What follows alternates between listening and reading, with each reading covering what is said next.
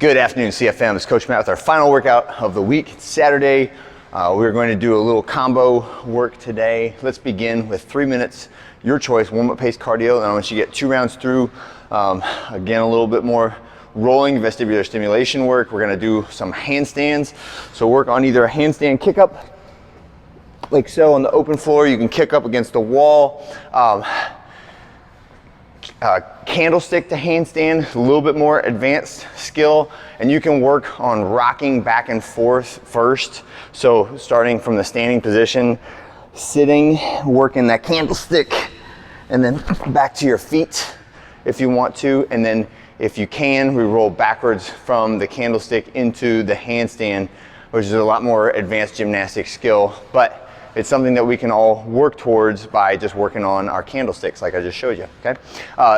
Sumo inchworm, wide stance, stretching out the hips and groin into that push-up, back to the sumo position, like so. And then last one is a pillar to plank press up for 45 seconds. So start off at the bottom on the elbows, and then we're working on pressing up to the plank position, back down to the pillar, pressing up to the plank position, and just moving back and forth between those two positions for 45 seconds, trying to stay as braced as we possibly can.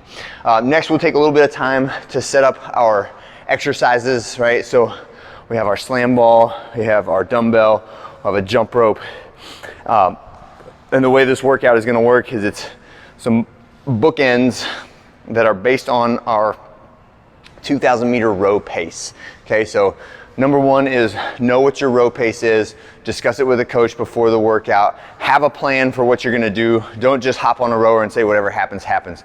Try as best you can to pick a plan, stick with the plan, and when the plan falls apart, you make a new plan, adjust the plan, right? Remember the workout always gets a vote in what your pace is, right? So you're trying to hold your 2K row pace and you can't quite hold it, do your best at it, right? And figure out where the deficit is and what we need to work on. But we'll start off with a 1,000 meter row holding your 2,000 meter row pace.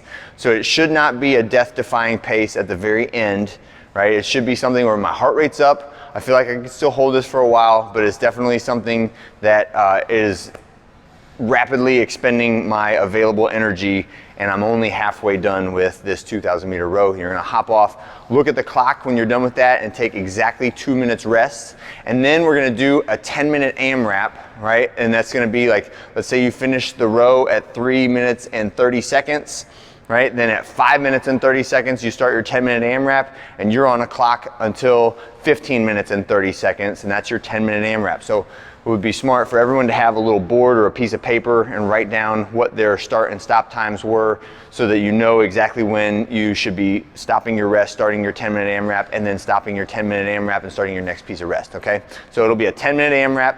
Start with 25 double unders or 50 singles. Then we're gonna do 5 reps of our slam ball get up, and so this will incorporate some of that handstand and candlestick motion from before. But we start off with our slam, hold onto the ball, roll back. The ball touches the ground over head, and then we sweep it up like so to stand back to our seated position or standing position, and then do it again. 5 reps of that slam ball get up. Then we're gonna get 10 reps of a dumbbell snatch. So you just move right next door, dumbbell snatch right, switch hands, dumbbell snatch left, switch hands. 10 reps total, or 5 reps per arm, alternating every rep, okay? And then back to our jump rope. At the end of 10 minutes, you'll have accumulated some rounds and reps of that workout.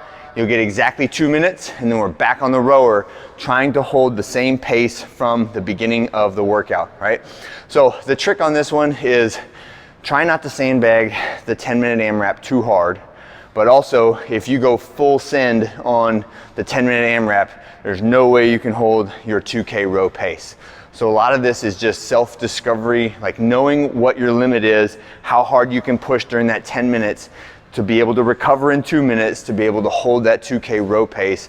So that's a lot of asking you to anticipate how tired you're going to be from this combination of different exercises. But that's one of the skills that we repeatedly work on in the gym here, is how hard can you push and still recover in a short amount of time in order to do some other activity, right? And that's kind of what life's about. That's what training is about, is learning to know yourself really well inside and out as to like how hard of an effort you can put out and still be useful for doing something else that's different, all right? And that is it for today. That's it for the week. I hope you guys had a great one, and I will see you on Monday.